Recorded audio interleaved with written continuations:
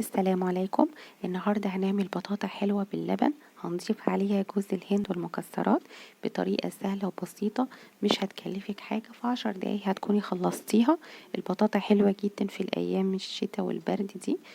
يلا بينا نبتدي الوصفة، بس قبل ما نبتدي أنا نور خالد ودي قناتي، متنسيش الاشتراك في القناة واللايك والكومنت على الفيديو لو عجبك. انا استخدمت كيلو من البطاطا، نضفتها كويس واتقشرت وحطيتها في ميه واستلقت، وبعد كده جبت الكميه بتاعتي وهرستها كويس. هنضيف على البطاطا بيضايه واحده. طبعا البيضه دي هتساعد ان البطاطا تبقى لونها حلو وتسرع وهي في الفرن انها تاخد وش لونه كده جميل. بعد كده هنضيف كوبايه السكر، انا استخدمت 85 جرام من السكر، يعني نص كوبايه صغيره. عايزة تزودي في السكر عن كده برضو مفيش مشكلة، السكر حسب الرغبة. هنقلب كويس طبعا، وهنستخدم معلقة كبيرة من الزبدة.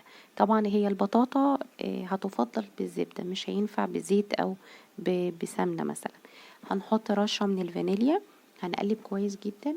احنا هنستخدم مع البطاطا كمية البطاطا اللي هي كيلو 170 جرام من اللبن، او مج الا ربع من المجات الكبيرة. هنحطه على مرتين، يعني انا حطيته على مرحلتين عشان لو حطيتي اللبن كله مش هتعرفي طبعا تمزجيهم كويس مع بعض او تقلبيهم كويس مع بعض.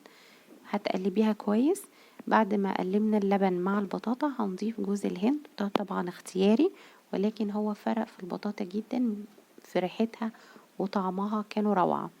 هنقلبه. طبعا انا استخدمت 85 جرام من جوز الهند، يعني نص كوباية صغيرة. بس كده البطاطا معايا خلصت، ما خدتش معايا 10 دقايق او يمكن اقل. طبعا هتحطيها في صينية، انا استخدمت صينية مقاس 38 اللي هي بتبقى سمكها سمك بسيط. وطبعا البطاطا كده هتطلع اللي هي سمكها رفيع.